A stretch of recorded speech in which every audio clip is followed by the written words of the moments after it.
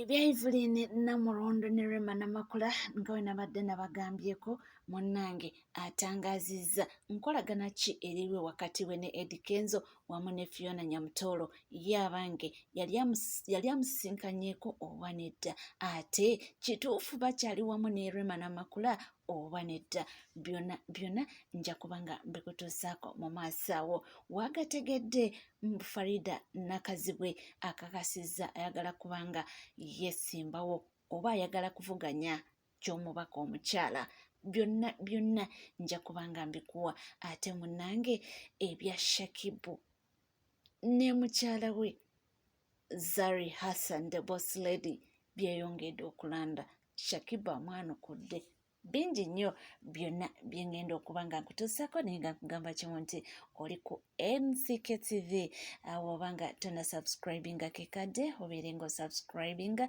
ringinga that notification bell sharinga likinga saako n'okuba nga oleka komenti yo bingi nnyo byengenda okuba nga mbikuwa era bwetuula utuuze weesirikire bingi nnyo byetooloola mu ggwanga wano Uganda lwabadde olunaku lwa yesterday anakuleetedde eggulire nga Evelyn Namulondo bagezaako okumubuuza era ye topic by the way etrendinze nnyo mbu y'ensonga mbu nga we nabakulaze ne nkulaga akatambi nga Evelyn Namulondo ali ne Eddie Kenzo mbu y'ensonga eyaviirako Rema kubanga amukyawa mbu Evelyn yasisinkana Eddie Kenzo ne Fiona Nyamutolo naye nga jjukira mu kavidiyo twalabyemu Evelyn ng'ali ne Eddie Kenzo abantu bagamba mbu okuva olwo olunaku awo enkolagana we yakyukira nebanga buli kimu kyakyama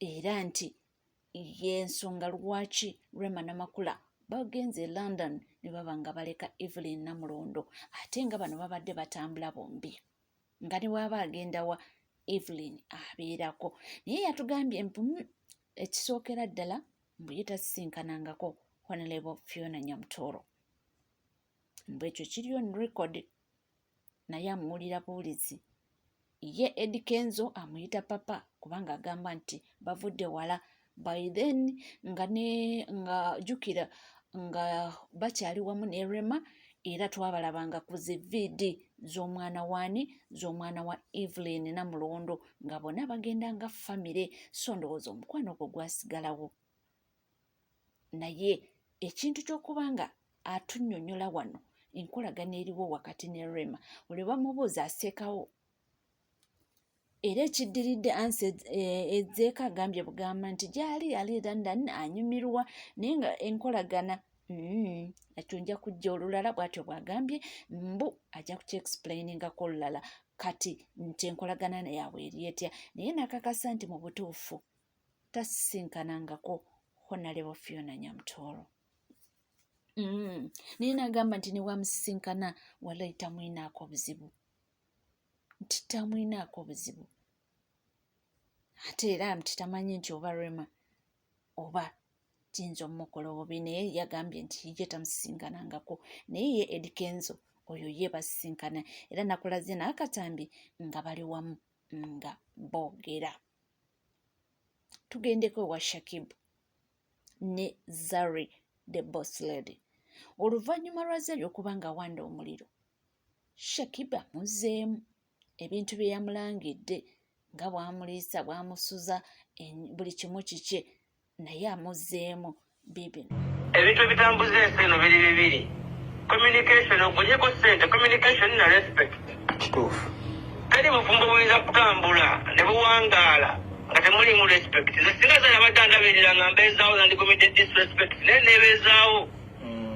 nekolera buli kimu netobeera ng'omusajja ekinene nnyo ntamikuya nta Katonda ekinene nnyo sinze nze nali nfunyeeko ennyingi zali mwonna mukimanyi musimu si muntu mugabe muntu mukodo simuwaite buli mwakimanyi kuba kumikola gye baka baganda ekinene nnyo sinze yali ampadde ezinte nnyingi ezaawamu nagenda naye Tanzania ne bamuwa 10,000 emitwalo gyalinganga ena kwe kunkwatira 2,000 n'azimpa katugenda kuddawo olwokuba mumpaddeyo emiliyoni ye Uganda emu kitundu ddawo manyire mbondabirira neneebeezaawo bintu byenkola ndabika miliyoni sibetinga mu nnaku 2 katosa kuddaawo omutwale kunvenga omudaba bwotyo omundiseffecting osubire mugenda sirika sobasinga kubanga neebezawo tondabirira ate ekijjala kyona ekijja well and good kijja ndi prepared sekyazingera funa muzali mbu ninze baana zali mukazi mukulu yatukadde emyaka egikola ki byebyo nno bunnaffe nonno abantu bangi ensonga eno bagyogeddeko bingi nnyo ne batuuka okuba nga bakomyawo ebigambo by'omugenzi Isma Olexas bye yayogeranga ku mukwano gwa Zari ne Shakibu era n'amagezi ge yamuwanga yayogera atya. Senga Ivan abaddewo Shakibu abadde agenda alaba anti mba muva muzabaana ba Diamond ne mudda muzaba Ssemwanga nene endala neetuuka neeno ate birthday zanguwa so musaasiranga omuvubuka njagala kyandolinge bulungi kireme mulemanga ekya Henry atakimanyiire kubanga mukazi alina abaana bakuga we batyo. Yes. Nezali yatugamba ono gwasibiddeko buno obudde gwayagala era agenda ozaalira ate wa Diamond baddano nayo. Diamond agenzeyo lw'abaana ate Zari yamanyi kamera we ziri. Kayala mugezi ne wa Diamond amusibyeko nga nabbubi nti achekinga ini n'abaana Diamond aleme kubona mukazi ali permanent. Okitegeera kati awo yaba akyaliwo ng'omukazi omuwambi wa territory. When women are in 40 baagala nnyo abaana baabwe gye wavesi essente kati Zari yamanya wateeka okugulu kwe kati alina olwanira territory. That's why she checks in and out every now and what then. Naye Shakibu tekyamulemerere n'abisuulawo n'amuleka. Ne Shakibu yeetezera naye mu magezi mukuba ne Zari era naye kwasinzira ku ndabika ye to attract other girls abali mu saako zaani za Zari just in case kiganye n'abalinze Shakibu nabo bangi. Yes, so ne Shakibu wadengera Diamond webiri ate naye ye marketingiddemu moso ne Shakibu atayagala okiringa ne Diamond mu myaka gyalimu n'ennyonya gyanoonyamu ssente kyo tekiyinza munyiiza.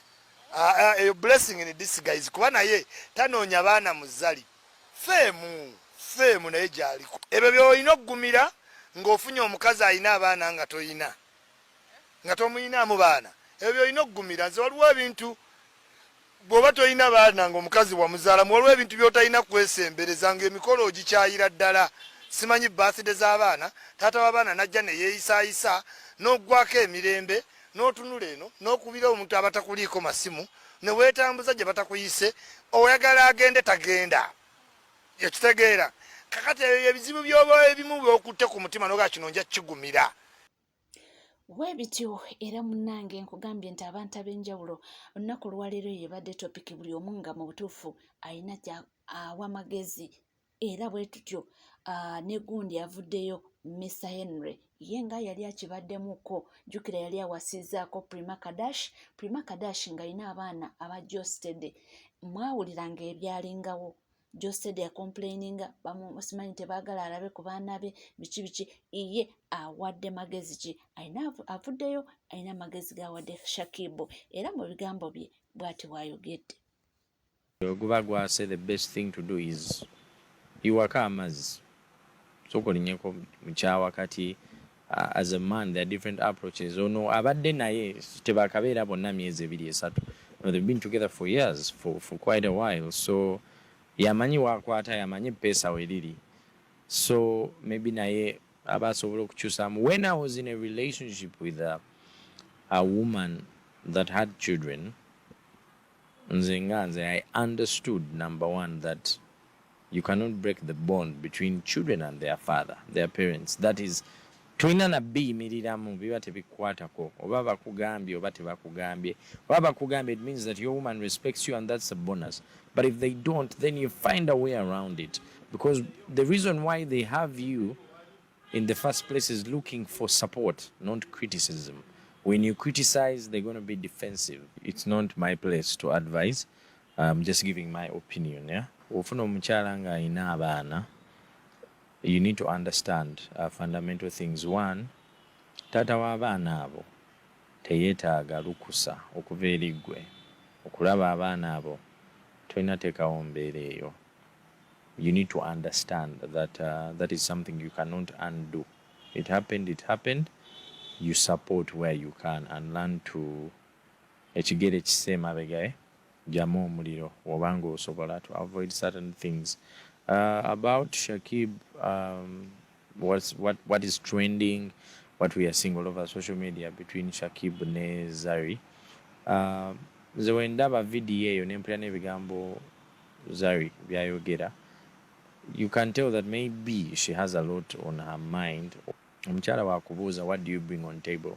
Kitegeezebwa bwakyali obwo butandise okuvaawo.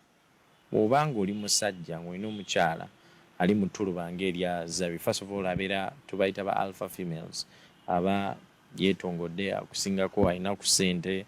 You have really two options. One, to accept and be submissive to your woman, because newe yandiyagadde okubeera submissive to you, waliwo ebintu ebigenda obbasukkako ng'omusajja mu relationship yonna, is to make sure that your woman does not need a man in anything whatsoever, financially, physically, emotionally, oba okumusesa kyonna kyonna kyekiri.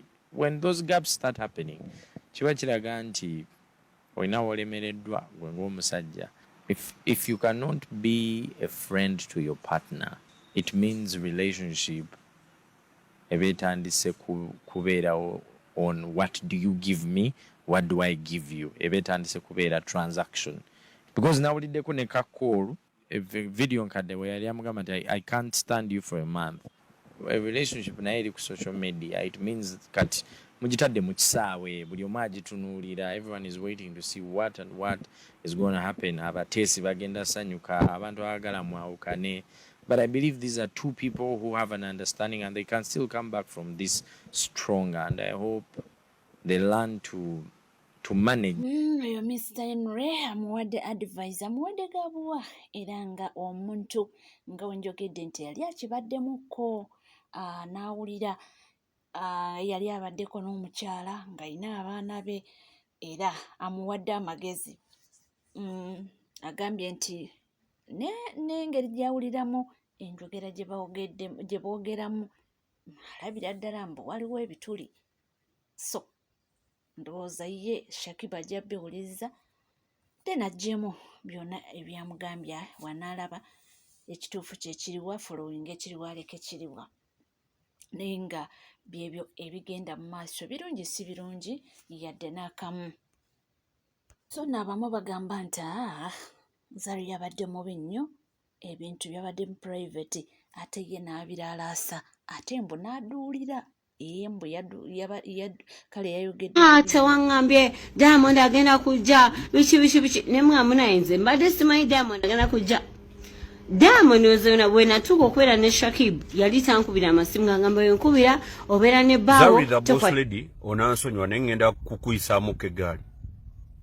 Njagala tukkirize epoint esooka nti tukuze. Okuze, oli muntu mukulu, oyise mu experiences nyingi nnyo ez'omukwano. Wamala okwawukana ne Diamond, so sayate yonna ey'abasajja yakulijectinga. N'onoonya ew'okwekwata. This young man Shakib najja bambi n'akubiitabiita.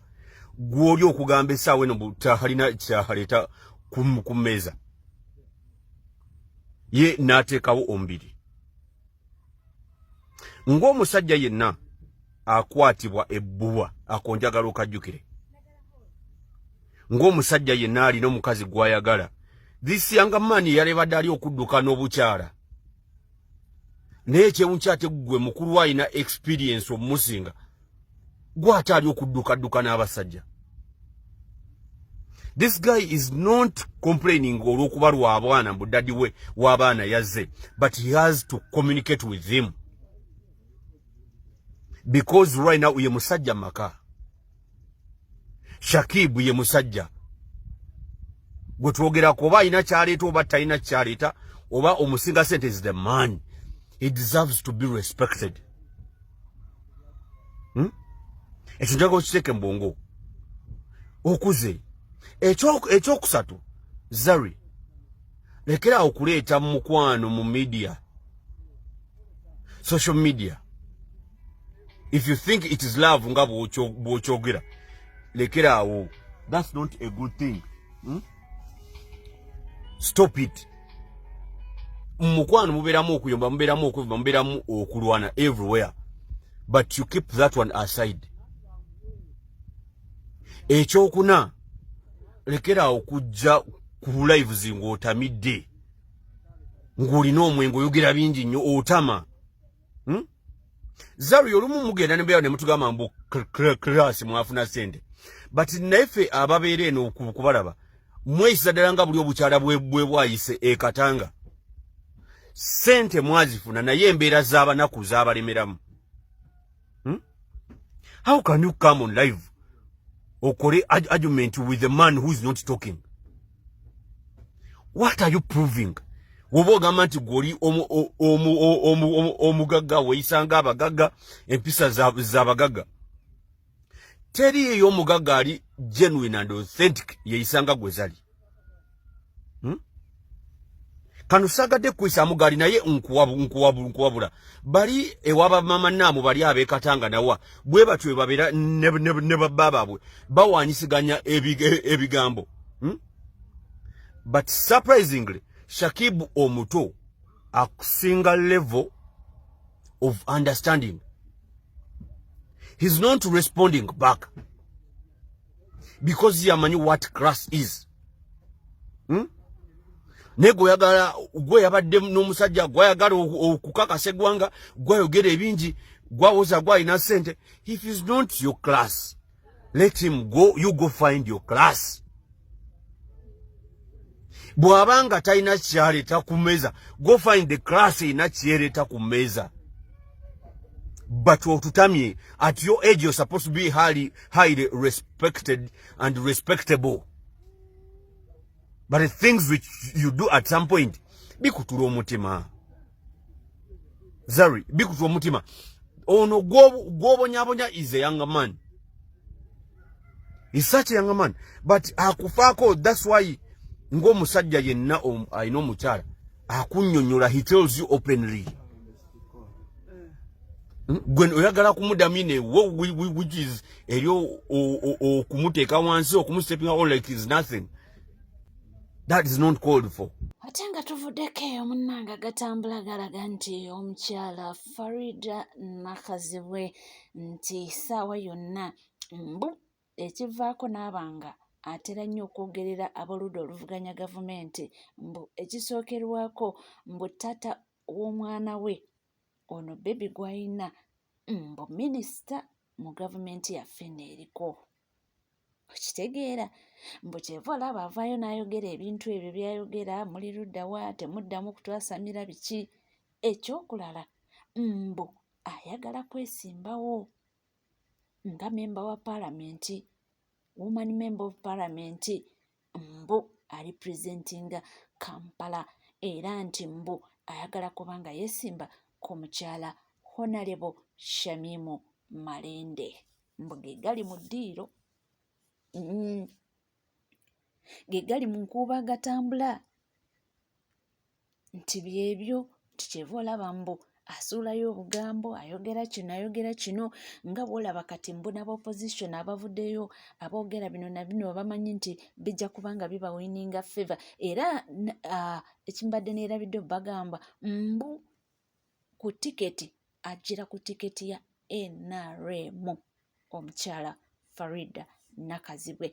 Mbu kyeva olaba nti avayo n'abanga ayogera ebigambo akoonayo ka opposition kano n'abakoona kali mbu ayagala kubanga ajjira ku kaadi ya National Resistance Movement. Awo nno batunke n'omukyala Honorable Shamimu Malende the incumbent oba n'abalala banaaba bazzeewo awo mbu bagenda kubanga babbinkana naye nti ekiriwo taata w'omwana minisita. Oba kituufu awo simanyi kubanga Kasoko mu kusooka yatugambako nti taata w'omwana oyo mbu is a prominent guy era mbu akasente mwekali yakolamu era n'atugamba nti mu Western. Okitegeera teyamutugamba mannya naye yatugamba nti ssente bweri taata w'omwana wa Farida omuto era n'atugamba nti musajja mu Western. So oba oli avuddeyo n'agamba nti minisita kyandibanga kituufu tulindirire tulabe binagwa bitya binatambula bitya naye ngambo geego amawulire essaawa ya kakati gensobola okugamba nti agali ku ground agatambula oba agatrendinga. Oli ku NCK TV. Nange tuwerabira kubanga osubscribing obanga obadde tonaba, ringing that notification bell, sharing, liking, saako n'okubanga oleka comment yo. Ebisigadde tukomawo nabyo temuvaawo.